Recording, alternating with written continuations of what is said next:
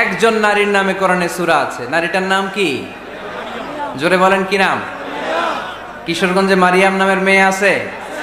নামটা কেমন লাগে? মারিয়াম নামটা রাখবেন। কোরআনে একটা নারীর নামে আল্লাহ সূরা ডেডিকেট করেছেন, কিন্তু অনেকগুলো পুরুষের নামে আল্লাহ কোরআনে সূরা ডেডিকেট করেছেন, কিন্তু একজন নারী। ব্যালেন্স হয় নাই।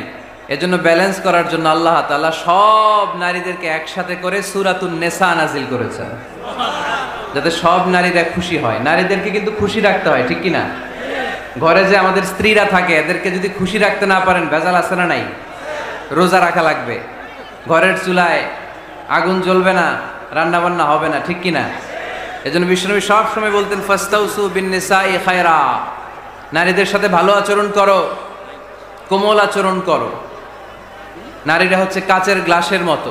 কাচের গ্লাস আস্তে করে ধরতে হয়, আস্তে করে রাখতে হয়, আস্তে করে মুছতে হয়। এটা নিয়ে জোর জবরদস্তি করলে এটা ভেঙে যায়, ঠিক কি না? এজন্য নারীদের সাথে কোমল আচরণ করবেন, ভালোবাসার কথা বলবেন, আপনার স্ত্রীর কাছে আপনার ভালোবাসা প্রকাশ করবেন প্রাণ উজাড় করে। পারবেন? সবাই পারবেন তো? ওই যে ইয়াং ছেলেপেলেরা বিয়েই করে নাই, কয় জি পারবো, মানে আগে থেকেই রেডি। মাশাআল্লাহ, আল্লাহ তুমি কবুল করো। এই গার্লফ্রেন্ড বয়ফ্রেন্ড, এই পরকিয়া, এই বিবাহ বহির্ভূত কোনো সম্পর্কের সাথে আমরা নাই, ঠিক কি না? আমরা বিয়ের মাধ্যমে পবিত্র বন্ধন নিয়ে জান্নাতে যেতে চাই, কারণ বিয়ের বন্ধনটা এটা জান্নাতি বন্ধন।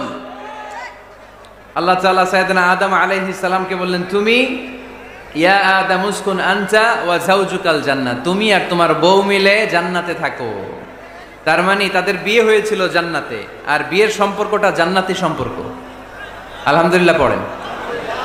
বিয়ের পরিস্থিতি, প্রিপারেশন এগুলোরে সহজ করে দিবেন, বিয়েকে কঠিন করবেন না। আল্লাহর দোহাই লাগে, যে সমাজে বিয়ে করা কঠিন ওই সমাজে জিনা করা সহজ, আর যেই সমাজে বিয়ে করা সহজ ওই সমাজে জিনা করা কঠিন, ঠিক কিনা? আপনি বাংলাদেশের উদাহরণে আসেন। বাংলাদেশে বিয়ে করা সহজ না কঠিন? কঠিন। 8 লক্ষ টাকা মোহরানা দেয়া লাগবে, এত টাকা বামু কই? কথা বলেন। কিন্তু পরকিয়া করা সহজ, অবৈধ সম্পর্ক বিল্ড আপ করা, গার্লফ্রেন্ড বয়ফ্রেন্ড সম্পর্ক রাখা, বান্ধবীরে বাদাম খাওয়ালে আপনার সাথে চলে আসবে, ঠিক কিনা? তার মানে অল্প পয়সায় এই হারাম সম্পর্কগুলোকে অর্জন করা যায়। আর বিয়ে করতে চাইলে বাবা বলে আগে নিজের পায়ে দাঁড়া। তো এতদিন কার পায়ে দাঁড়াইছে? কথা কি বুঝতে পারতেছেন? এজন্য কিশোরগঞ্জের ছেলের বাপ মেয়ের বাপ যারা আসছেন, বিয়েটারে সহজ করে দেন, সহজ করে দেন। এই উঠতি বয়সের যুবক যুবতী, কিশোর কিশোরী, তাদের যৌবনের তাড়নায় যে পাপগুলো করে তার একটা পার্সেন্টেজ গুনাহ আপনার বাবা হিসেবে আপনার আমল নামাতেও আছে না নাই? এজন্য খবরদার, বিয়েটারে সহজ করে দিবেন, পরিবার গঠন করবেন। বিয়ের চাইতে ভালো কাজ পৃথিবীতে হতে পারে না। বিয়ে করলে রিজিক খুলে যায়, কপাল খুলে যায়। ওয়াদাটা কার? চিল্লায় বলেন কার? কাজী নজরুল ইসলাম অল্প বয়সে বিয়ে করেছেন। আমাদের স্বাধীনতার স্থপতি, এদেশের মহান নেতা বঙ্গবন্ধু শেখ মুজিবুর রহমান অল্প বয়সে বিয়ে করেছেন। মহাত্মা গান্ধী অল্প বয়সে, সব বড় বড় নেতারা অল্প বয়সে বিয়ে করেছেন।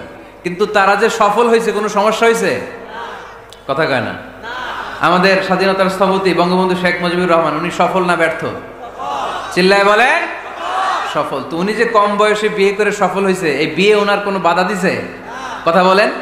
ঝামেলাটা হইলো ওনারা কম বয়সে বিয়ে করে সফল হয়েছেন, আর আমরা সফল হয়ে তারপরে বিয়ের পিড়িতে বসতে চাই, ঠিক কিনা? সফলতার কোনো শর্টকাট নাই। বিয়ে করেন, সফল বানাই দিবে কে? এজন্য বিয়ে করতে রাজি আছেন তো সবাই? সবাই রাজি? যারা একটা করছেন তারাও হাত তুলছেন। আজকে খবর আছে বাড়িতে গেলে। আল্লাহ তুমি কবুল করো। কিশোরগঞ্জের যে যুবক ভাইরা আজকের মাহফিলে এসে মাহফিলটারে সার্থক করলো, তাদেরকে তুমি সাইয়েদনা ওমরে ফারুকের মতো ইমানি তেজ দাও। ইসলামকে বিজয়ী শক্তি হিসেবে দেখার জন্য যত স্যাক্রিফাইস নাজরানা পেশ করা দরকার সব পেশ করার তৌফিক দাও। তো কোরআনে মানুষের নামে সূরা আছে, প্রাণীর নামে আছে। যেমন প্রাণীর নামে আপনারা বলছিলেন সূরা বাকারা। বাকারা মানে কি? গাভী। মৌমাছির নামে আছে সূরাতুন নাহাল। তারপর মাকড়সার নামে আছে সূরাতু আনকাবুত। পিঁপড়ার নামে আছে সূরাতু আন-নামল। জিন জাতির নামে আছে সূরাতু, মুনাফিকদের নামে আছে সূরাতুল, মুমিনদের নামে আছে সূরাতুল সুবহানাল্লাহ পড়বেন না?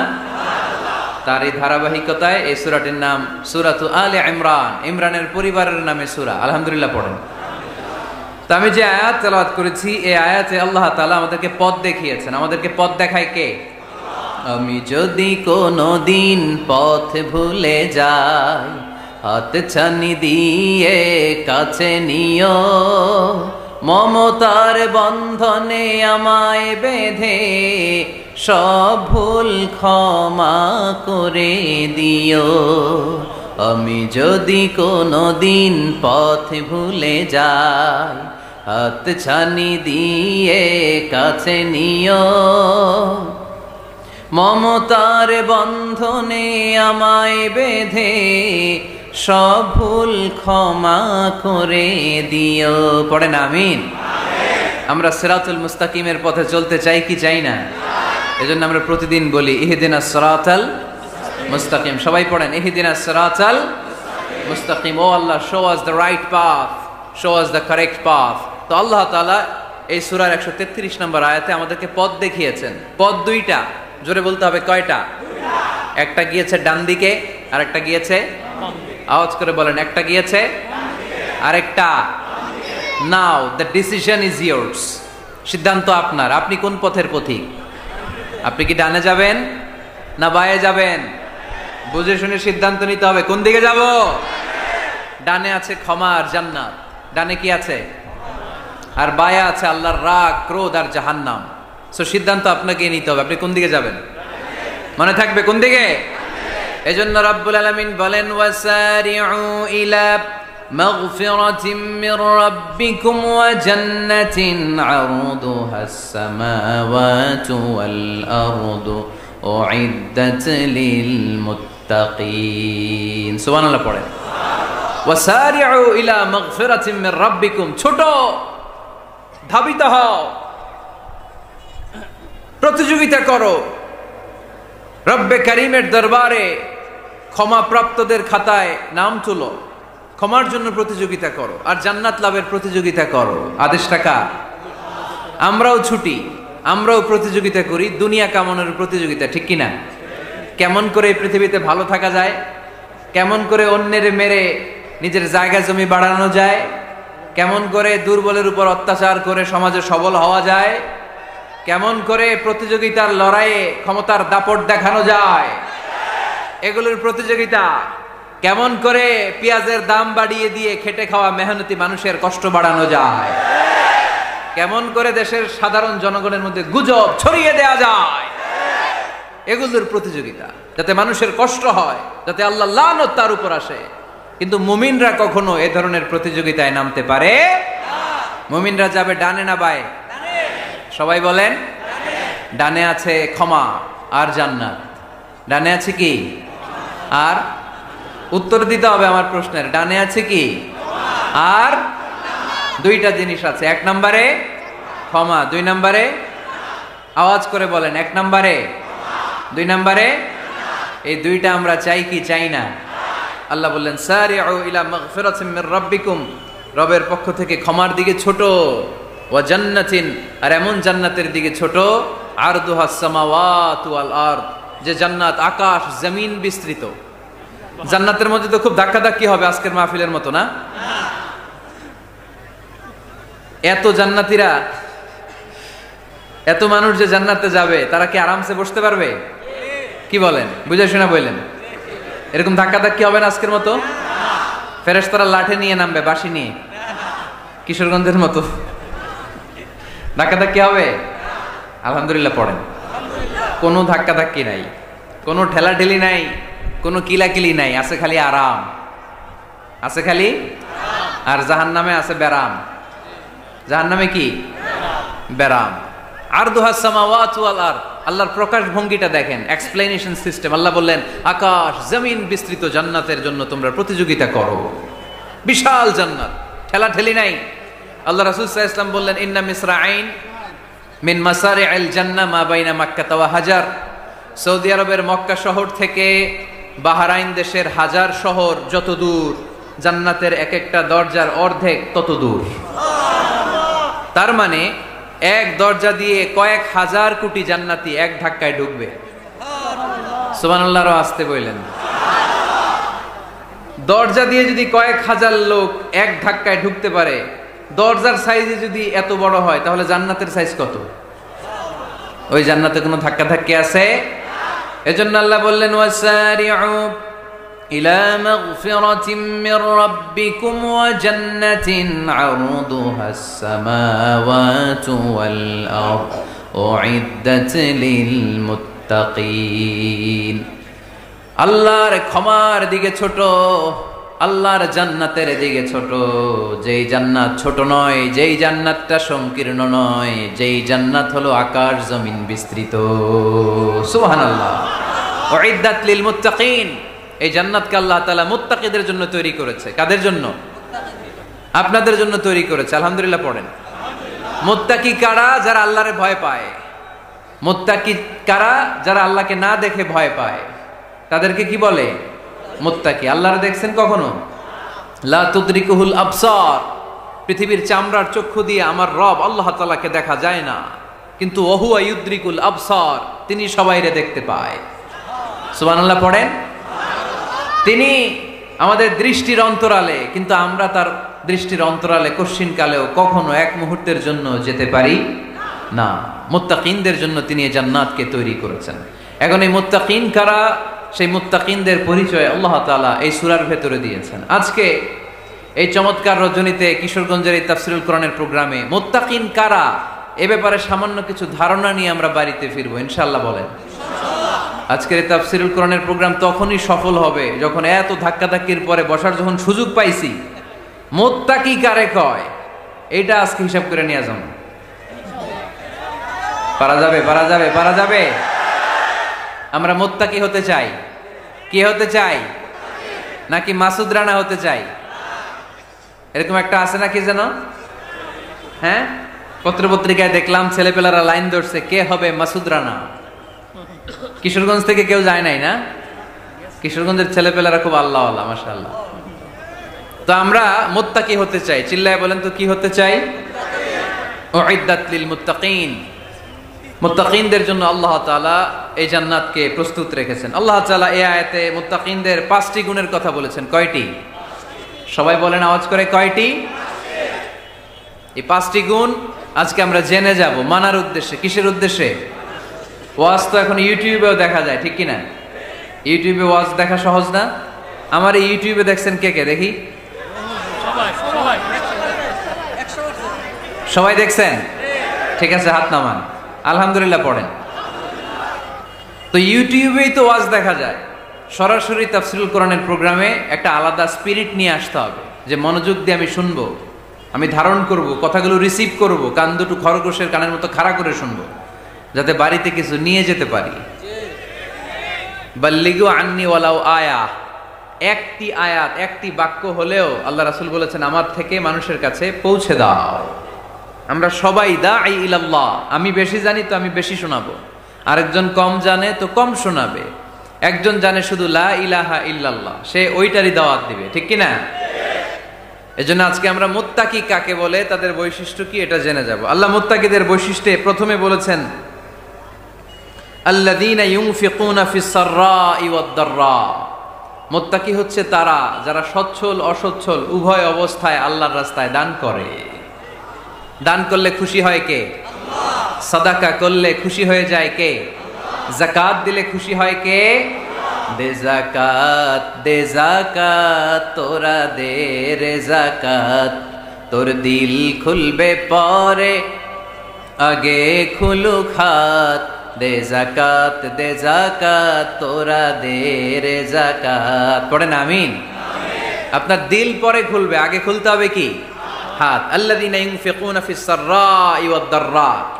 আল্লাহ বললেন আমার মুত্তাকি বান্দার প্রথম গুণ আল্লাযীনা ইউনফিকুনা ফিস সাররাই ওয়াদ দাররাই ওয়াল কাযিমিনাল গায়যা ওয়াল আফিনা আনিন নাস ওয়াল্লাহু ইউহিব্বুল মুহসিনিন। সুবহানাল্লাহ পড়ে।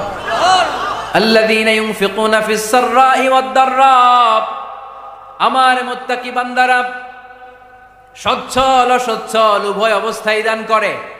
যখন তাদের কাছে বেশি টাকা থাকে তখন তারা বেশি দান করে, যখন কম থাকে কম দান করে, কিন্তু দান করে, ঠিক কিনা?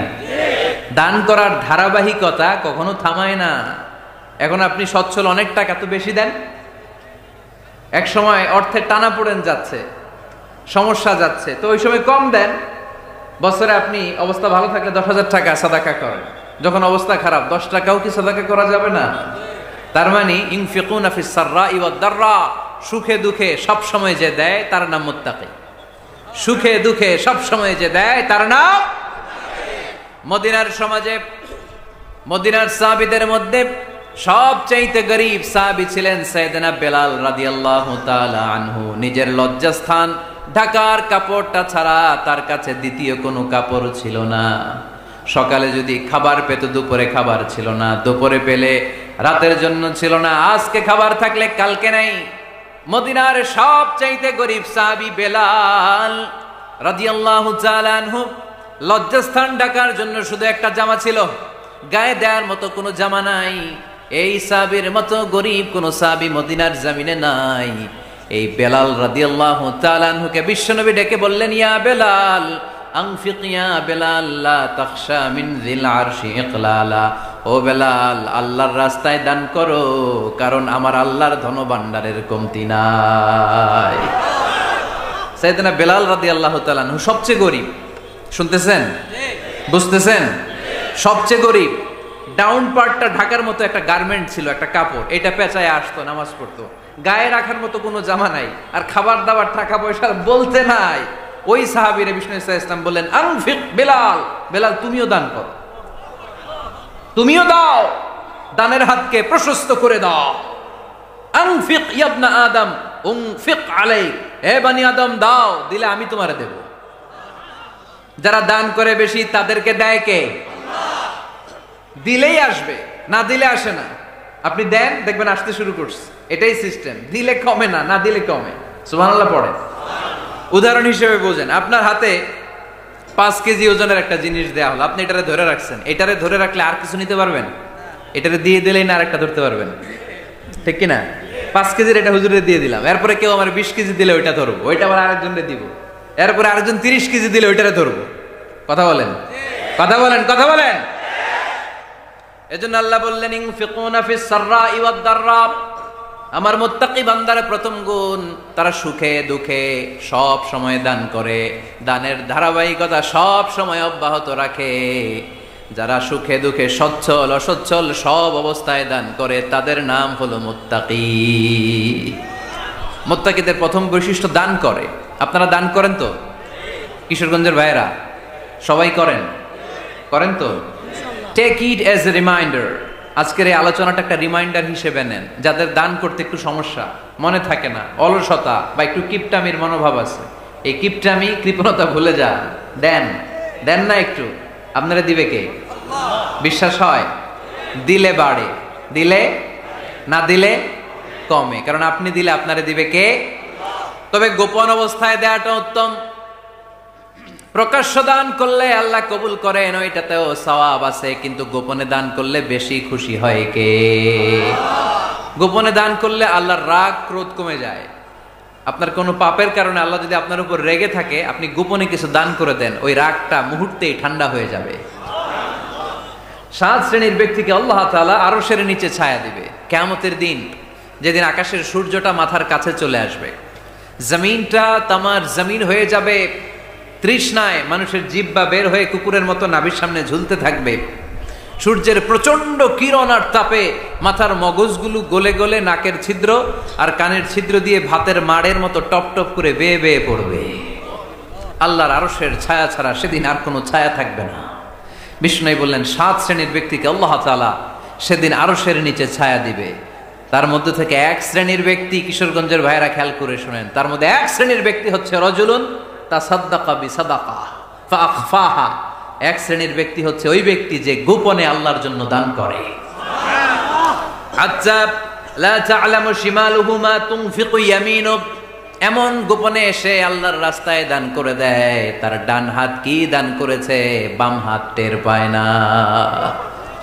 ডান হাত কি দিল, বাম হাত দেখে নাই। অন্য মানুষ জানা তো দূরের কথা, এই গোপন দান আমার আল্লাহর কাছে খুব প্রিয়। এজন্য একটু দান করার অভ্যেস করেন, অল্প করে করেন। আজকে যে এই 5 টাকা দান করে দেন মসজিদে, 2 টাকার নোট থাকলে দান করে দেন, 1 টাকার পয়সা থাকলে দান করে দেন। দান করতেই হবে, কারণ মুত্তাকি হতে চাইলে এই দানের ধারাবাহিকতা কন্টিনিউয়াসলি এটা রাখতে হয়, এটা থামানো যায় না। সময় ভালো বেশি দিলাম, সময় খারাপ কম দিলাম, কিন্তু দিতে হবে। রাজি আছেন? আল্লাকা সিররুন ইনদাল্লাহ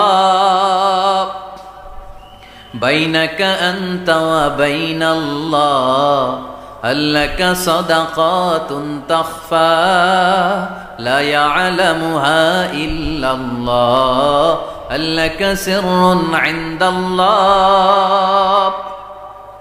বাইনাকা আনতা ওয়া বাইনাল্লাহ আল্লাকা সাদাকাতুন তাখফা লা ইয়ালামুহা ইল্লাল্লাহ। সুবহানাল্লাহ পড়ুন।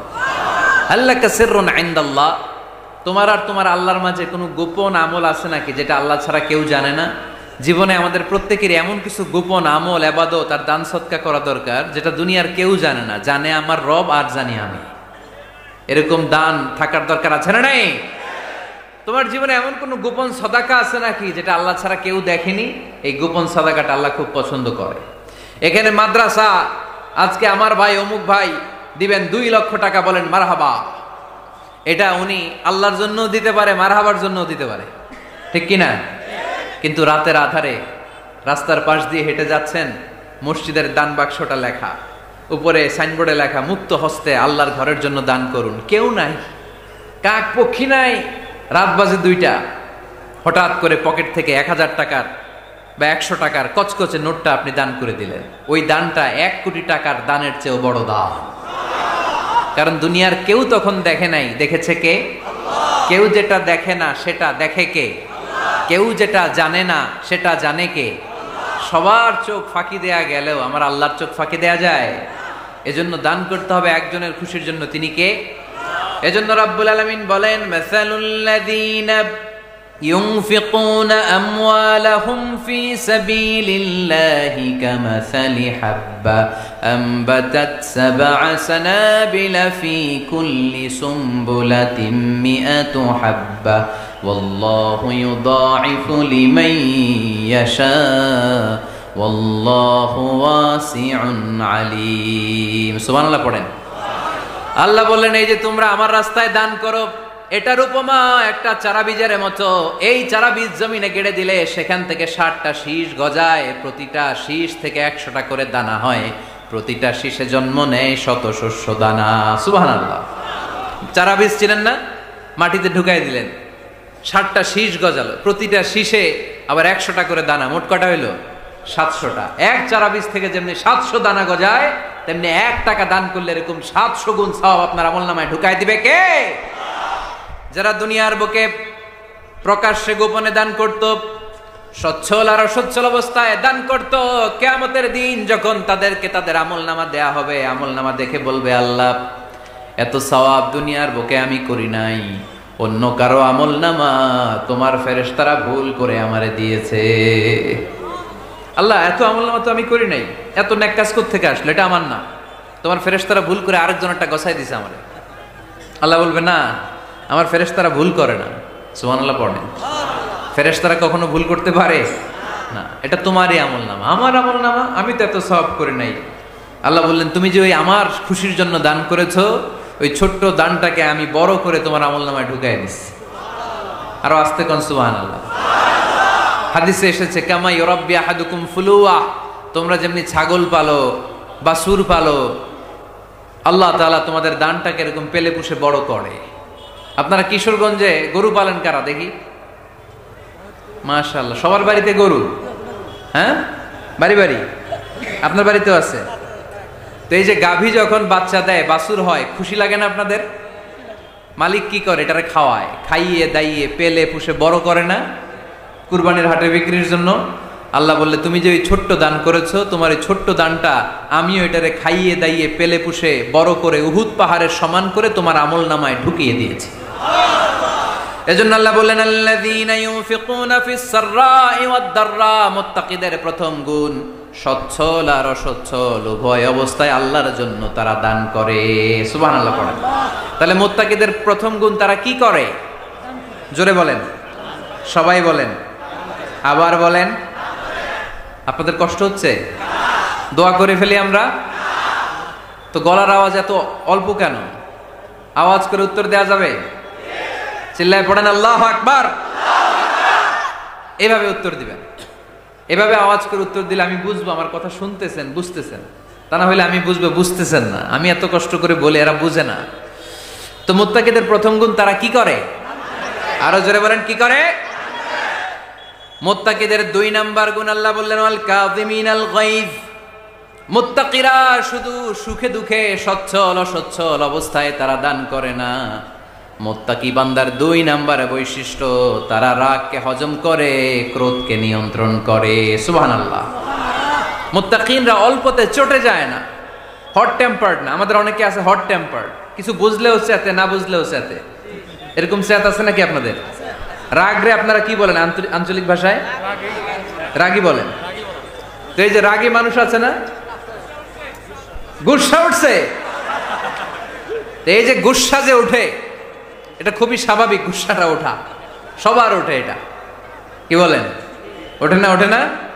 আপনাদের মধ্যে থেকে গুসা বেশি ওঠে কার দেখি? আছে তো, রোগী আছে তো অনেক। আল্লাহ আপনাদের গুসাগুলোরে ঠান্ডা করে দেখ, আর ভালো গুসাগুলো যেন আপনারা ইসলামের পক্ষে করতে পারেন। আল্লাহ তৌফিক দান করো। রাগ হবে ইসলামের জন্য। আল্লাহর জমিনে আল্লাহর বিধান লঙ্ঘন হলে আমরা রেগে যাব। চিল্লায় বলেন ঠিক কিনা? এছাড়া কেউ আমাদেরকে রাগাতে পারবে না। ওয়াল কাযিমিনাল গায়জ। মুত্তাকিন বান্দারা রাগকে হজম করে। রাগ হওয়াটা খুব স্বাভাবিক, এটা ন্যাচারাল, এটা কি প্রাকৃতিক। আমাদের দেহে এক ধরনের হরমোন আছে, এটার নাম হচ্ছে অ্যাড্রেনালিন বলে এটাকে, অ্যাড্রেনালিন হরমোন। তো এই হরমোনটা যখন নিঃসরিত হয় তখন আমরা রেগে উঠি। এর আগে আমরা রাগি না। This adrenaline hormone triggers up your bodies fight response. এটা নিঃসরিত হলেই বডি তখন ফাইট করতে মন চায়, মনে চায় খায়া ফেলাই, মাইরা ফেলাই, ধৈরা ফেলাই, অক করে হোতা এলাই। আপনারা বলেন না এগুলো? মাইরা অ্যালবাম, কাইটটা অ্যালবাম, অক করে হোতা অ্যালবাম বলেন আপনারা? এগুলো কখন বলেন? যখন রেগে যান, যখন রেগে যান। কিন্তু মুত্তাকি হতে চাইলে যখন তখন রেগে যাওয়া যাবে। ওয়াল কাযিমিনাল গায়জ। যুবক ভাইয়েরা খেয়াল করে শোনো, মুত্তাকি হতে চাইলে 2 নাম্বার যে বৈশিষ্ট্যটা আমাদেরকে ধারণ করতে হবে সেটা হচ্ছে ওয়াল কাযিমিনাল গায়জ। রাগকে নিয়ন্ত্রণ করতে জানতে হবে। রাগ এটা ভয়ঙ্কর। অনেকে রাগ করতে করতে যে স্ট্রোক করে ফেলে, আছে না? হার্ট অ্যাটাক করে ফেলে। অনেকে রাগের মাথায় মারাও যায়, আছে না নাই? এটা ভয়ঙ্কর। এর আছে অনেক শারীরিক মানসিক অনেক প্রভাব, অনেক ক্ষতিকর প্রভাব আছে এই রাগের। রাগটা অনেকটা ঝড়ের মতো। কিসের মতো? ঝড় যেমনি একদিক থেকে এসে সব ভেঙে চুরে তছনছ করে লন্ড ভন্ড করে দিয়ে আরেক দিকে সাঁ করে চলে যায়, রাগও তেমন। একদিক দিয়ে আসে, সব শেষ করে দিয়ে আরেক দিকে চলে যায়, ঠিক কিনা? এর রাগের মাথায় পৃথিবীতে কত খুন খারাপি ঘটেছে, ঠিক কিনা? বাবা ছেলের মধ্যে রাগ আছে না নাই? বন্ধু বন্ধুর মধ্যে, বন্ধু কয় এটা আমারে দে, ওই বন্ধু বলে না দিব না, রেগে গেছে, কিলাকিলি ঘুষাঘুষি আছে না নাই? বাবা ছেলের মধ্যে জমি জমা নিয়ে হয় না অনেক সময়? বাবা কয় এই জমি তুই পাবি না, পোলায় কয় আমার এই দিবা তুমি। বাপে কয় না দিমু না, পোলায় কয় দিবা। বাপে কয় তোরে তেজ্য পুত্র করে দিলাম, পোলায় কয় তোমার মাথায় আমি কোপ মাইরা দিলাম। আছে না? লেগে গেল, মারাত্মক ঝগড়া। হাজবেন্ড ওয়াইফের মধ্যে এগুলো আর হয় না, তাই না? রাগারাগি হ্যাঁ বেশি হয়। কিশোরগঞ্জে এগুলো আছে। আহা, খবরদার, এগুলোকে বাড়তে দেয়া যাবে না। শয়তান খালি গুতায়। শয়তান চায় কি করে ফ্যামিলিকে ব্রেক ডাউন করা যায়। শয়তান একটা আরশের উপর বসে, অন্য শয়তানরা এসে বলে আমি ওজনে কম দেওয়াইছি, কারে কিছুই করস নাই তুই। আরেকজন এসে বলে আমি সুদ খাওয়ানোর ব্যবস্থা করে দিয়ে আসছি, কারে এটা কিছুই না। আরেকজন এসে বলে মাদ্রাসায় যাচ্ছিল আমি সরাই দিছি, কারে এটা কিছুই না। আরেক শয়তান এসে বলে আমি স্বামী স্ত্রীর মধ্যে বিচ্ছেদ ঘটাই দিছি। ইবলিশ শয়তান তখন এটারে নিয়ে নাচতে শুরু করে দেয়। এজন্য স্বামী স্ত্রীর মধ্যে ঝগড়া আছে না নাই? হাজবেন্ড বলে একটা, ওয়াইফ বলে আরেকটা, আছে না নাই? হাজবেন্ড বলে তুমি যাইবা না, এই বিয়ার দাওয়াতে যাইবা না, ও আমারে অপমান করছিল।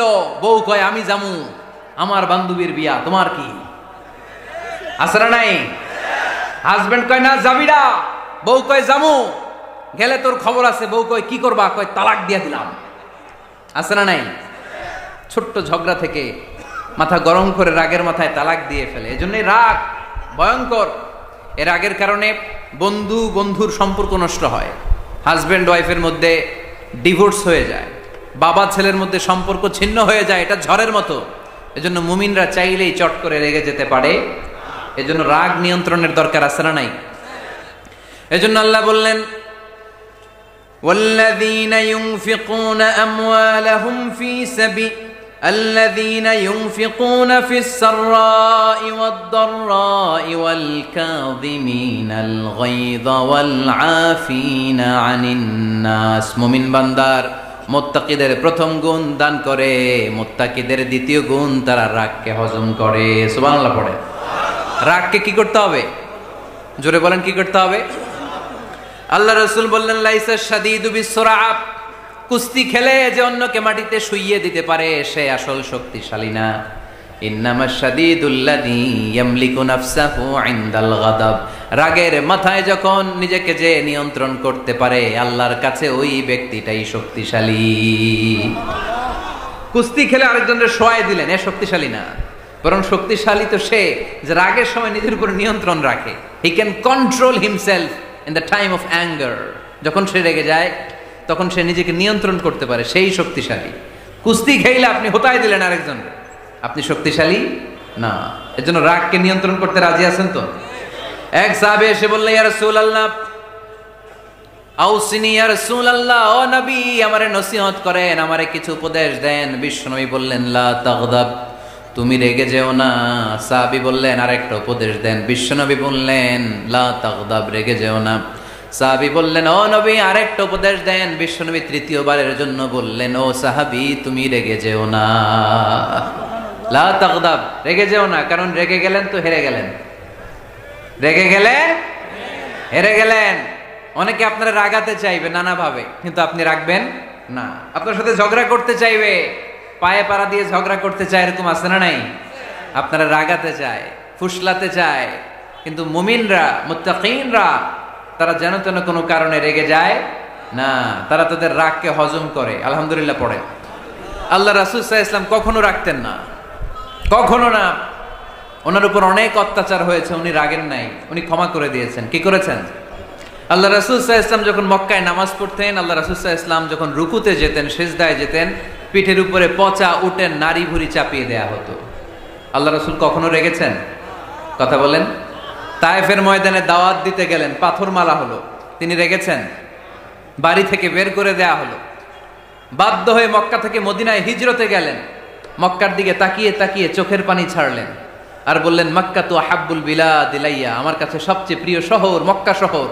লাউলা উখরিজতু লামা খারাজতু, আমার যদি বের করে দেয়া না হতো মক্কা থেকে জীবনে কোনোদিন আমি বের হতাম না। তারপরেও বিশ্বনবী রাগেন নাই। ব্ল্যাক ম্যাজিক করে 6 মাস বিশ্বনবীকে অসুস্থ করে রাখা হয়েছে, তিনি রাগেন নাই। আল্লাহ রাসূল সাল্লাল্লাহু আলাইহি ওয়াসাল্লাম একবার উটের উপর চড়ছিলেন। ইন দ্য মিন টাইম এক বেদুইন এসে বিশ্বনবীর গায়ের চাদর ধরে টান দিলেন। হাদিসের বর্ণনাকারী সাইয়েদনা আনাস রাদিয়াল্লাহু তাআলা আনহু, উনি বলেন, কুনতু আমশি মা রাসূলিল্লাহ, আমি একবার রাসূল সাল্লাল্লাহু আলাইহি ওয়াসাল্লামের সাথে হাঁটছিলাম। ওয়া আলাইহি বুরদুন নাজরানি গলিদুল হাশিয়া, আর রাসূল সাল্লাল্লাহু আলাইহি ওয়াসাল্লামের গায়ে ছিল চাদর। কি ছিল? আপনারা আজকে চাদর গায়ে দিয়ে আসছেন? কেউ আসছেন? অনেকে। এই যে আমরা চাদর গায়ে দেই, আমাদের চাদরের এই পাশে মাঝে মাঝে কিছু ডিজাইন করা থাকে না? নাজরান দেশ থেকে নিয়ে আসা বিশ্বনবীর ওই চাদরের এইখানে খসখসে ডিজাইন ছিল। তো আল্লাহ রাসূল যখন চাদর গায়ে দেয়া, ওই বেদুইন যখন চাদর টান দিয়েছে, ওই খসখসে ডিজাইন আল্লাহ রাসূল সাল্লাল্লাহু আলাইহি ওয়াসাল্লামের ঘাড়ের চামড়া ছিঁড়ে ফেলেছে। আসছিল ভিক্ষা করতে, বেদুইন আসছে কি করতে? ভিক্ষা চাওয়ার স্টাইল দেখেন, ভিক্ষা চাওয়ার স্টাইল দেখছেন? আল্লাহ রাসূল সাল্লাল্লাহু আলাইহি ওয়াসাল্লামের চাদর ধরে এমন টান মেরেছে, ওই খসখসে চাদরের দাগ বিষ্ণু সাল্লাল্লাহু আলাইহি ওয়াসাল্লাম ঘাড়ের মধ্যে বসে ঘাড়ের চামড়া ছিঁড়ে গিয়েছে।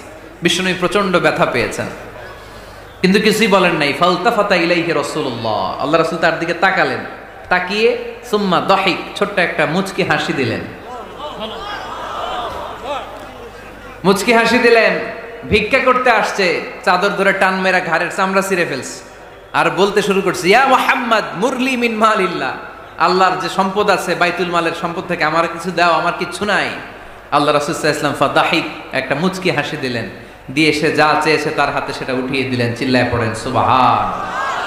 তার মানে আমার নবী সহজে রাখতেন না। ওনার গায়ের উপর, দেহের উপর অত্যাচার করা হলে বিশ্বনবী সাল্লাল্লাহু আলাইহি ওয়াসাল্লাম কখনো রাগেন নাই। মারা হয়েছে, পাথর মেরে রক্তাক্ত করা হয়েছে, পিটানো হয়েছে, আল্লাহ রাসূল সাল্লাল্লাহু আলাইহি ওয়াসাল্লাম কখনো রাগেন নাই। তবে আল্লাহর জমিনে আল্লাহর বিধান লঙ্ঘিত হওয়া মাত্রই বিশ্বনবী সাল্লাল্লাহু আলাইহি ওয়াসাল্লাম রেগে যেতেন। পড়েন আল্লাহু আকবার। আল্লাহর বিধান লঙ্ঘিত হতে দিতেন না। যেই লোকটা নামাজ পড়া অবস্থায় ওটের পচা নারী বুড়ি চাপিয়ে দিলে রাগেন না, যাকে পাথর মারা হলে রাগেন না, চাদর ধরে টেনে গায়ের চামড়া ছিঁড়ে ফেললে রাগেন না, ওই ব্যক্তিটা আল্লাহর জমিনে আল্লাহর আইনের বিরুদ্ধে কথা বললে রেগে যেতেন। কারণ এটা আল্লাহর আইন।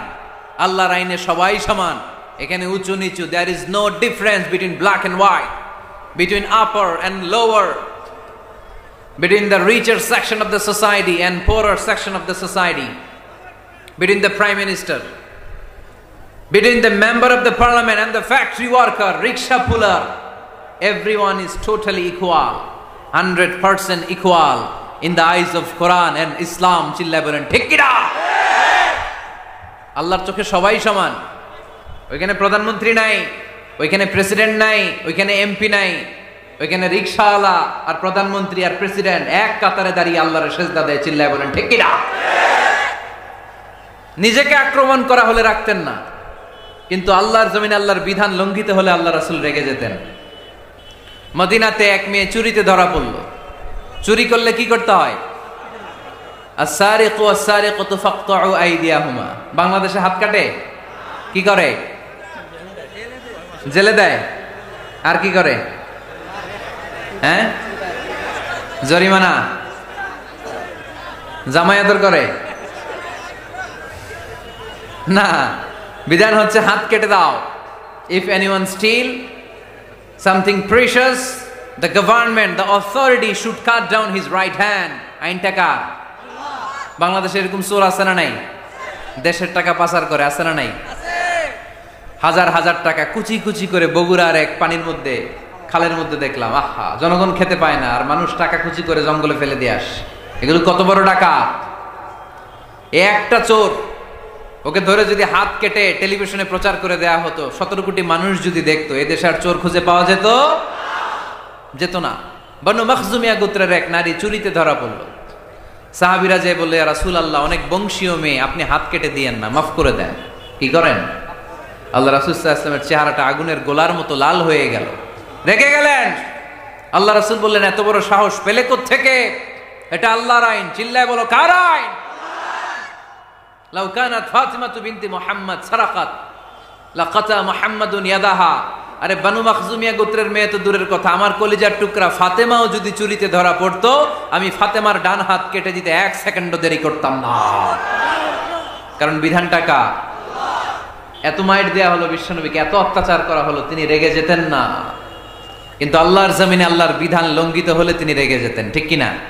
এজন্য আমাদের রাগটাও হতে হবে এমন, অপ্রয়োজনে আমরা রাখবো না, কিন্তু আল্লাহর জমিনে আল্লাহর বিধান যদি লঙ্ঘিত হয়, দুর্বলের উপর যদি সবলের অত্যাচার হয়, সমাজে যদি বিশৃঙ্খলা তৈরি হয়, তখন মুমিন রাগান্বিত হবে, বজ্র কণ্ঠে গর্জে উঠবে। চিল্লায় বলেন ঠিক কিনা? এছাড়া মুমিন রাগকে নিয়ন্ত্রণ করে, এটা মুত্তাকিদের বৈশিষ্ট্য। আল্লাযীনা ইউনফিকুনা ফিস সাররাই ওয়াদ দাররা। মুত্তাকিনদের প্রথম গুণ, তারা দান করে। 2 নাম্বার গুণ, রাগকে হজম করে। রাগকে হজম করতে রাজি আছেন সবাই? আজকে থেকে রাগটার একটু কমানো যাবে, থামানো যাবে তো? আল্লাহ তুমি কবুল করো, পড়ি আমিন। আল্লাহ রাসূল সাল্লাল্লাহু আলাইহি ওয়াসাল্লাম রাগ কমানোর কিছু পদ্ধতি আমাদেরকে শিখিয়েছেন। 2 সাহাবী ঝগড়া লাগলো, কথার পিঠে কথা, কথার নাম লতা। ঝগড়া করতে করতে এক সাহাবী রেগে মেগে আগুন। আল্লাহ রাসূল দেখতে লাগলেন আর বললেন, ইন্নী লা আ'লামু কালিমা লাউ ক্বালাহা লা যাহাবা যা আনহু। নিশ্চয়ই আমি এমন এক বাক্য জানি, এই বাক্যটা যদি এই সাহাবী পড়ে, তাহলে তার রাগ মুহূর্তের মধ্যে ঠান্ডা হয়ে যাবে। ওই সাহাবী বলল, ইয়া রাসূলুল্লাহ, বাক্যটা কি আমারে শিখিয়ে দেন, আমি চাই আমার রাগটা যেন থেমে যায়। আল্লাহর রাসূল বললেন, তুমি পড়ো আউযু বিল্লাহি মিনাশ শাইতানির রাজীম। সবাই পড়েন, আউযু বিল্লাহি মিনাশ শাইতানির রাজীম। তাহলে রাগ কমানোর দোয়ার নাম কি? সবাই বলেন আউযু বিল্লাহি মিনাশ শাইতানির রাজীম। এটা হচ্ছে 1 নাম্বার ফর্মুলা। এটা কয় নাম্বার মনে থাকবে? রাগ আসলে এই দোয়াটা পড়বো, মুহূর্তে রাগকে ঠান্ডা করে দিবে কে? 2 নাম্বার ফর্মুলা হচ্ছে বেশি রাগ চলে আসলে আপনি চুপ থাকবেন। Keep quiet, keep silent, cool down, relax করেন, থামেন। অশ্রাব্য ভাষায় গালিগালাজ করবেন না। অনেকে রেগে গেলে গড় গড় করে কি যেন বলে, গালিগালাজ করে, 14 গোষ্ঠী উদ্ধার করেছে, আছে না নাই? না, এই গালিগালাজ যখন কন্টিনিউ করবেন আরো বাড়তে থাকবে আপনার রাগ। আপনি একটু থামেন, stop, relax and keep quiet. ইদা গাদিবা আহাদুকুম ফালিয়াসকুত বলেছেন মুহাম্মদ সাল্লাল্লাহু আলাইহি ওয়াসাল্লাম। তোমাদের কেউ যখন রেগে যায়, সে যদি রাগ থামাতে চায় সেজন্য চুপ থাকে, সেজন্য কি থাকে? তাহলে বেশি রাগ আসলে কি গালিগালাজ করবেন, চিল্লাফাল্লা করবেন, 14 গোষ্ঠী নিয়ে গালি দিবেন? কি করবেন? চুপ থাকবো। কি থাকবেন? মনে থাকবে নাকি ওয়াজের ময়দানেই শেষ, বাড়িতে যাইয়া হতায় নেবেন? চুপ থাকতে রাজি আছেন তো? প্রথমে রাগ আসলে আউযুবিল্লাহ পড়বো, 2 নম্বরে চুপ থাকবো, 3 নম্বরে বিষ্ণু ঈসা ইসলাম বললেন তোমার কার্যক্রম কমিয়ে দাও, লোয়ার ইউর অ্যাকশন, অ্যাকশন কমাও, ডাইরেক্ট অ্যাকশনে যাও না। আমরা কি করি? রাগ আসলে ডাইরেক্ট অ্যাকশন, 1 তালাক, 2 তালাক, 3 তালাক, 22 তালাক, 100 তালাক, শাশুড়ির সুদ্ধা তালাক দিয়ে ফেলা, আছে না নাই? কয় তোর মারে তালাক, তোর 14 গোষ্ঠী তালাক, বিয়ে করছে একটা তালাক দিয়ে 14 গোষ্ঠী দিয়ে, এরকম ডাকাইতে আছে না নাই? আলহামদুলিল্লাহ কিশোরগঞ্জে এগুলা নাই। ওমরে ফারুক যখন খলিফা রাদিয়াল্লাহু তাআলা আনহু, এক লোক তার স্ত্রীকে 100 তালাক দিছে। কয় তালাক? স্ত্রী এসে ওমরে ফারুককে বললেন, ইয়া আমিরাল মুমিনিন, বিচার করেন। কি বিচার? আমার স্বামী তো আমার 100 তালাক দিছে। কয় তালাক? ওমরে ফারুক বললেন তোমার স্বামীকে ডেকে আনো। ডেকে আনা হলো। বলল ঘটনা কি? তালাক দিবা 3টা, 100টা দিলা কেন? কয় রাগ হয়েছিল অনেক, মেজাজ গরম হয়ে গেছিল। ওমরে ফারুক বললেন চাই, আর তালাক মিন শিআরিল্লাহ, তালাক হচ্ছে আল্লাহর শিআর, এটা কোরআনের আইন, এটা নিয়ে ফাইজলামি করলি কেন? এদিকে আয়, বিচার করি। জামাই বউরে বসায়া তিনি বিচার করে দিলেন, 3 তালাকে তোর বউ তালাক, বাকি 97 তালাক তোর পিঠের উপর পড়বে। কই পড়বে? এবার জল্লাদ নিয়ে আসা হলো, চাবুক নিয়া, ওয়াহিদ, ইসনাইন, তালাতা, আরবা, খামসা, এক একটা চাবুক মারে আর চিল্লান মেরা ওঠে স্বামী, কয় সব তালাক তোর পিঠের উপরে দিলাম। এরকম বিচার যদি ওমরে ফারুকের মতো বাংলার জমিনে থাকতো, একটা বদমাইশও খুঁজে পাওয়া যেত? লোয়ার ইউর অ্যাকশন, রেগে গেলে অ্যাকশন কমান, ডাইরেক্ট অ্যাকশন মেরেন না। কি করবেন? কার্যক্রম কমিয়ে দেন। আল্লাহ রাসূল সাল্লাল্লাহু আলাইহি ওয়াসাল্লাম বললেন, ইযা গাদিবা আহাদুকুম ওয়া হুয়া কায়েম, দাঁড়িয়ে থাকা অবস্থায় যদি কেউ রেগে যায়, ফালিয়াজলিস, সেজন্য বসে যায়। ফা ইন যাহাবা আনহুল গাদাবু ওয়া ইল্লা ফালিয়াত্তাজি, বসে যাওয়ার পরেও যদি তার রাগ কমে না যায়, সেজন্য শুয়ে যায়। সুবহানাল্লাহ পড়েন। দাঁড়িয়ে থাকা অবস্থায় রাগ আসলে কি করবেন? বসা অবস্থায় রাগ আসলে, শোয়া অবস্থায় রাগ আসলে ঘুমায় যাবেন। অনেক ভালো মানুষ এলাকার লোকেরা। শোয়া অবস্থায় রাগ আসলে চোখ বন্ধ করে ঘুমায় যাবেন, এরপর সুন্দর সুন্দর স্বপ্ন দেখতে শুরু করবেন। রাগ আর নাই। কত সুন্দর ফিলোসোফার ছিল বিষ্ণু ঈসা ইসলাম। এই কথাগুলোর দাম কত জানেন? ওজন কত জানেন? কিভাবে আমাদেরকে তিনি সভ্য বানাতে চেষ্টা করেছেন, কিভাবে আমাদেরকে সুখী সমৃদ্ধ মানুষ বানাতে চেষ্টা করেছেন। দাঁড়িয়ে থাকলে যদি রেগে যাও, বসে পড়ো। বসে গেলেও যদি রেগে যাও, শুয়ে পড়ো। সুবহানাল্লাহ পড়েন। তার মানে রাগ কমানোর 1 নাম্বার ফর্মুলা আউযুবিল্লাহ পড়বেন, 2 নাম্বার ফর্মুলা চুপ থাকবেন, 3 নাম্বার ফর্মুলা অ্যাকশন কমিয়ে দিবেন, দাঁড়ালে বসবেন, বসে থাকলে শুয়ে যাবেন। 4 নাম্বারে বিশ্বনবী বললেন, তারপরেও যদি তোমার রাগ কমে না যায়, ঠান্ডা পানি দিয়ে ওযু করো, রাগ কমায় দিবে কে? ওযু করেন ঠান্ডা পানি দিয়ে, রাগ কমায় দিবে কে? আল্লাহ রাসূল সাল্লাল্লাহু আলাইহি ওয়াসাল্লাম বললেন, শাইতান ইন্নাল গাদাবা মিনাশ শাইতান, নিশ্চয়ই রাগ আসে শয়তান থেকে। রাগ এনে দেয় কে? একটু আওয়াজ করে বলেন না, এনে দেয় কে? রাগ এনে দেয় শয়তান। ও শয়তানু খুলিকা মিনান নার, শয়তান তৈরি আগুন দিয়ে। শয়তান তৈরি কি দিয়ে?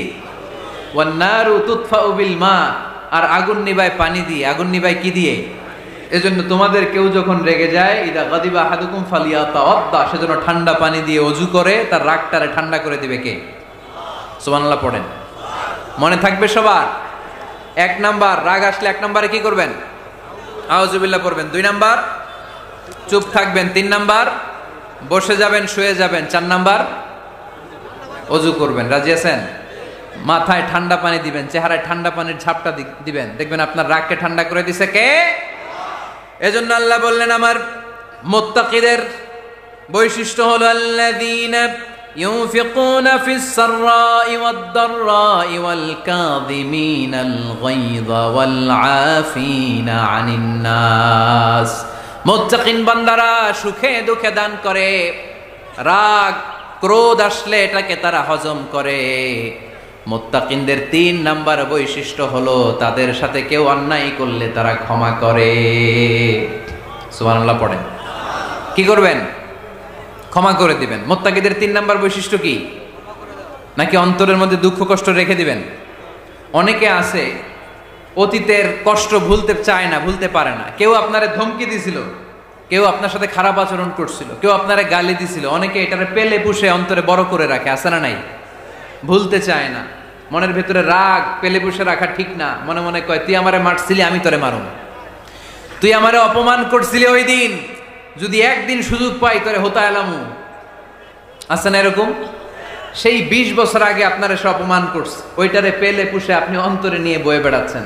আর এই হিংসা ক্ষোভ যদি রাগ ভিতরে রাখেন, এটা আপনারা জ্বালায় দেয় ভিতরে, জানেন? আর যদি আপনি ক্ষমা করে দেন, একেবারে ঠান্ডা। জানেন এই ফর্মুলা আপনারা? এজন্য রাগ ক্ষোভ হিংসা কখনো অন্তরে পুষে রাখতে নাই। মা যাদাল্লাহু আবদান বিআফওয়িন ইল্লা ইজ্জান। কোন বান্দা যদি তার অন্য কোনো ভাইকে ক্ষমা করে দেয়, আল্লাহ তাআলা ওই ক্ষমাকারীর সম্মান আর মর্যাদাকে বাড়িয়ে দেয়। আল্লাহ তাআলা নিজে ক্ষমাশীল, তিনি ক্ষমা করাকে পছন্দ করেন। তাই আমাদের বেশি বেশি ক্ষমা করা দরকার। এজন্য এখন কেউ যদি আপনার সাথে খারাপ আচরণ করে, আপনার উপর জুলুম করে, অন্যায় করে, কি করবেন? মাফ করে দিবেন। মাফ করতে রাজি আছেন তো? আচ্ছা, সবাই বুঝে শুনে উত্তর দেন। আল্লাহ পাক আমাদের সব গুনাহগুলো ক্ষমা করে দেখ, আমরা চাই কি চাই না? আল্লাহ আমাদেরকে মাফ করুক, আমরা চাই কি চাই না? দেখেন, আমরা কিন্তু ঠিকই আল্লাহর কাছে ক্ষমা চাই, কিন্তু আমরা নিজেরা নিজেদেরকে ক্ষমা করতে পারি না। নিজেরা নিজেদেরকে ক্ষমা করি না। সে আমার সাথে খারাপ আচরণ করছে, আমি ক্ষমা করতে পারি না। ও আমারে গালি দিছিল, আমি ক্ষমা করি না, কিন্তু আমি কিন্তু ঠিকই আল্লাহর কাছে ক্ষমা চাই। মনে রাখবেন কিশোরগঞ্জের ভাইয়েরা, আল্লাহর কাছ থেকে ক্ষমা পেতে হলে আগে ক্ষমা করতে হবে। ঠিক কিনা বলেন? আল্লাহর কাছ থেকে ক্ষমা পেতে হলে আগে কি করতে হবে? ক্ষমা করে দিতে হবে। ইন্নাল্লাহা আল্লাহুম্মা ইন্নাকা আফুন তুহিব্বুল আফওয়া ফাআফু আন্নি। হে আল্লাহ, আপনি ক্ষমাশীল, আপনি ক্ষমা করাকে পছন্দ করেন। আল্লাহ, আপনি আমাকে ক্ষমা করে দেন। কদরের রাত্রে আমরা এই দোয়া করি না যে আল্লাহ আপনি ক্ষমাশীল, আল্লাহ আপনি ক্ষমা করাকে পছন্দ করেন, আল্লাহ আপনি আমাকে ক্ষমা করে দেন। আল্লাহর কাছে আমরা ক্ষমা চাই, কিন্তু আমরা নিজেরা নিজেদেরকে ক্ষমা করতে পারি না। আপনি যদি মুত্তাকি হতে চান, আগে মানুষকে ক্ষমা করতে হবে। রাজি আছেন তো? আল্লাহ রাসূল সাল্লাল্লাহু আলাইহি ওয়াসাল্লাম যে কোনো পরিস্থিতিতে, যে কোনো অত্যাচারের বিপরীতে তিনি ক্ষমা করে দিতেন। সুবহানাল্লাহ পড়েন। আপনারা ওঠা বসা করতেছেন কেন? দোয়া করে দেই না? এখনই দোয়া হয়ে যাবে, বসেন। এখনই দোয়া করে দিচ্ছি। কষ্ট হচ্ছে আপনাদের, আমি জানি, অনেক গাদাগাদি, না বললে তো হবে না। এখানে অনেক কষ্ট হচ্ছে আপনাদের। মুত্তাকিদের 5টা বৈশিষ্ট্যের কথা বলেছিলাম। কয়টা? 1 নম্বরে দান করে, 2 নম্বরে রাগকে কমায়, 3 নম্বরে কি করে দেয়? ক্ষমা করে দেয়, মাফ করে দেয়। এজন্য মাফ করার বৈশিষ্ট্য অর্জন করতে হবে প্রিয় ভাইরা। আমরা অনেকেই অন্যের ব্যাপারে অনেক তিক্ত অভিজ্ঞতা, আমারে গালি দিছিল, আমারে ঠকাইছিল, এগুলো ভুলতে পারি না। আছে না নাই? এগুলো ভুলে যান। ভুললে দেখবেন সব ঠান্ডা, হৃদয়টা ঠান্ডা। এবং এটা গবেষণায় প্রমাণিত হয়েছে, যারা অন্যকে ক্ষমা করে দেয় এদের রাতের ঘুম ভালো হয়। যারা অন্যকে ক্ষমা করে দেয় এরা স্বস্তিতে থাকে, এদের কোনো মেন্টাল স্ট্রেস থাকে না, এদের হার্ট অ্যাটাক হয় না, এরা স্ট্রোক করে না। আলহামদুলিল্লাহ পড়েন। আল্লাহ রাসূল সাল্লাল্লাহু আলাইহি সাল্লাম একটা ভরা মজলিসে বললেন, এখন এক সাহাবী এসে এখানে বসবে, এই সাহাবীটা জান্নাতি। সব সাহাবারা অবাক, না জানি তিনি কার কথা বললেন। সবাই দেখতে পেলেন। ইন দ্য মিন টাইম এক আনসারী সাহাবী এসে এই জায়গাটাতে বসলো। তার কয়েকদিন পরে আরেকটা ভরা মজলিসে আল্লাহ রাসূল বললেন, এখন এই মাত্র এক সাহাবী এসে এখানে বসবে, এই সাহাবীটা জান্নাতি। ঠিক ওই দিনও ওই আনসারী সাহাবীটা এসে ওইখানে বসেছে। আবার কয়েকদিন পরে আল্লাহ রাসূল সাল্লাল্লাহু আলাইহি ওয়াসাল্লাম বললেন, এই মুহূর্তে এই মজলিসে এমন এক সাহাবী ঢুকবে, এই সাহাবীটা জান্নাতি। সবাই খেয়াল করে দেখলো, ওই যে আনসারী সাহাবীর কথা রাসূল সাল্লাল্লাহু আলাইহি ওয়াসাল্লাম আগে বলেছিলেন, ওই সাহাবী এসে ইন দ্য মিন টাইম ওই জায়গায় বসেছে। চিল্লায় পড়েন সুবহানাল্লাহ। সব সাহাবীরা অবাক হয়ে গেলেন। ঘটনা কি? কি এমন গোপন আমল করে এই সাহাবী, যে গোপন আমলের কারণে তিনটা ভরা মজলিসে বিশ্বনবী এই সাহাবীকে বললেন জান্নাতি। সাইয়েদনা আব্দুল্লাহ ইবনে আমর ইবনুল আস গোপন তথ্য বের করার জন্য এই সাহাবীর বাড়িতে চলে যেয়ে সাহাবীকে সালাম দিয়ে বললেন, ও আনসারী সাহাবী, আমার বাবার সাথে আমার ঝগড়া হয়েছে, আমি 3 দিনের জন্য তোমার বাড়িতে মেহমান হতে চাই। কয়দিনের জন্য? 3 দিন। ওই আনসারী সাহাবী বলল, আহলান ওয়া সাহলান, খুশআমদেদ, আপনি আমার মেহমান হবেন, এটা তো আমার সৌভাগ্য, আসেন থাকেন, এই ঘরে আমি থাকি, এই ঘরটা ফাঁকা, আপনি এখানে থাকেন। এবার আব্দুল্লাহ ইবনে আমর ইবনুল আস খেয়াল করলেন কোনো গোপন আমল করে কিনা, কোনো নেক আমল আছে কিনা এই সাহাবীর, যে কারণে 3বার বিশ্বনবী এই সাহাবীরে জান্নাতি বলেছে। 3 দিন টানা 3 দিন লক্ষ্য করার পরে সাইয়েদনা আব্দুল্লাহ ইবনে আমর ইবনুল আস এই সাহাবীর মধ্যে তেমন বিশেষ কোনো নেক আমল, গোপন আমল আর দেখতে পায় নাই। 3 দিন যখন শেষ, যাওয়ার পথে বলে, ভাই আসলে আমার আব্বার সাথে আমার তেমন কোনো ঝগড়া টগড়া হয় নাই, ঝগড়া টগড়া কিছু না, আমি বিশেষ একটা কারণে এসেছি।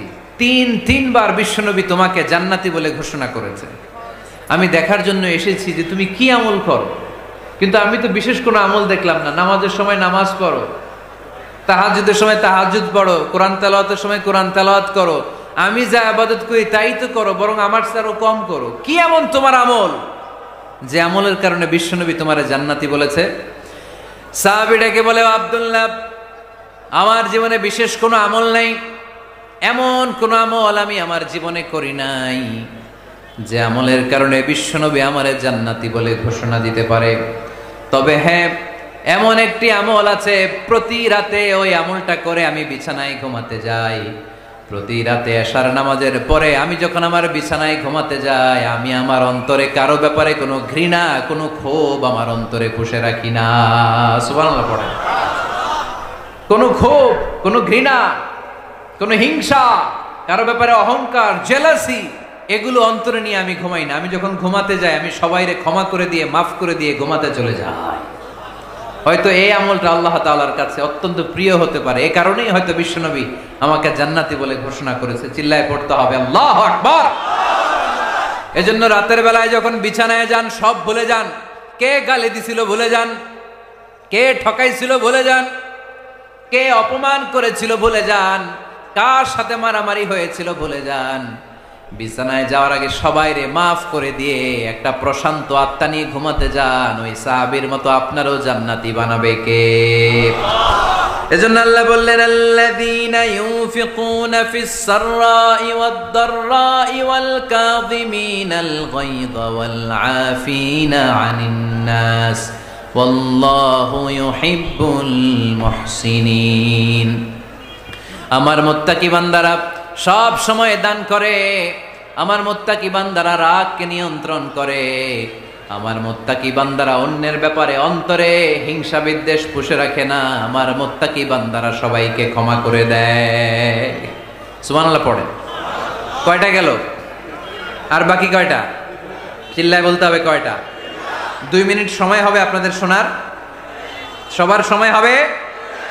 4 নম্বর আল্লাহ বললেন, ওয়াল্লাযীনা ইযা ফাআলু ফাহিশাতান আও যালামু আনফুসাহুম যাকারুল্লাহা ফাস্তাগফিরু লিযুনুবিহিম। যদি তোমরা মুত্তাকি হতে চাও, মুত্তাকি বান্দার 4 নম্বর গুণ, তারা যদি কোনো অশ্লীল কাজ করে, পাপ করে, সাথে সাথে ক্ষমা চায় কার কাছে? যত পাপ আমরা করি না কেন, ক্ষমার দরজা আমাদের জন্য খোলা রেখেছে কে?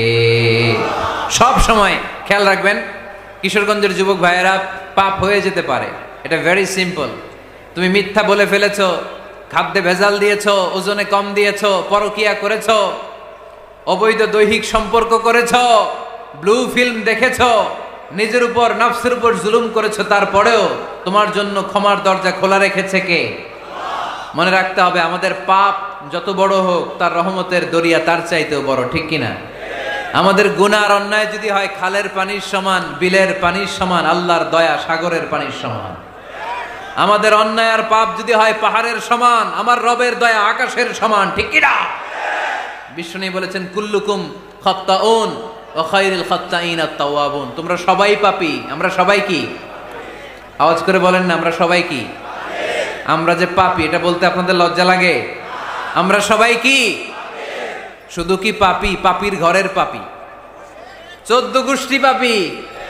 আমি পাপী, আমার বাবা পাপী, আমার মা পাপী, আমার দাদা পাপী, আমরা সবাই পাপী।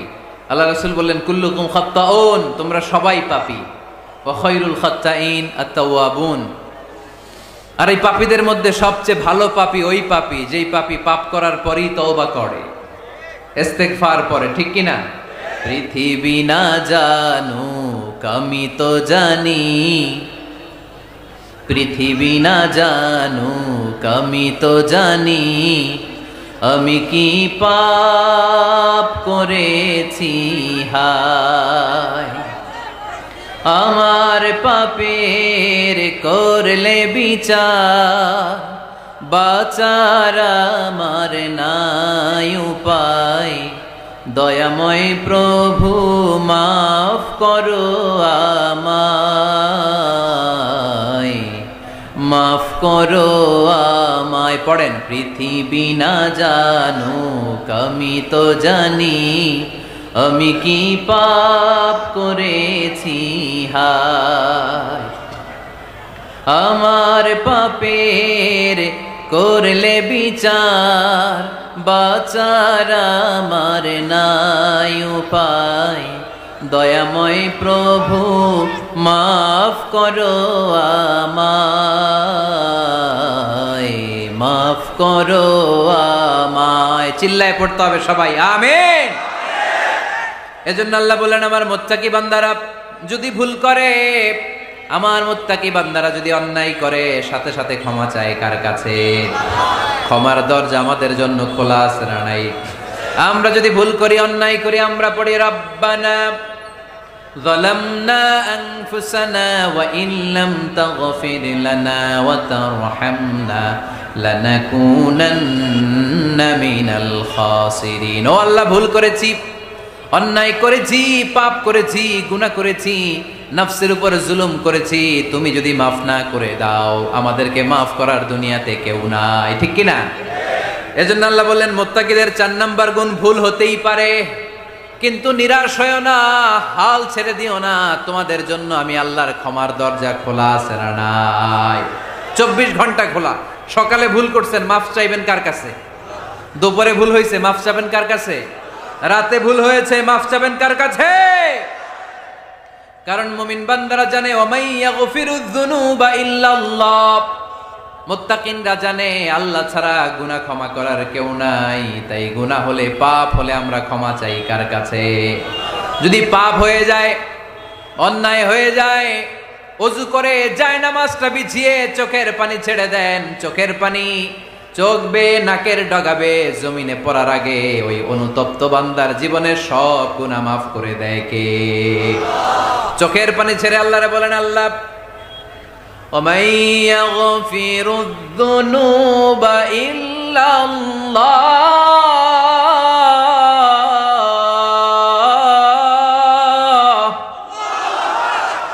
ওয়ামাই ইয়াগফিরুয যুনুবা ইল্লাল্লাহ। আল্লাহ ছাড়া গুনাহ ক্ষমা করার আর কোনো দ্বিতীয় মাবুদ আমাদের আর আছে নাকি?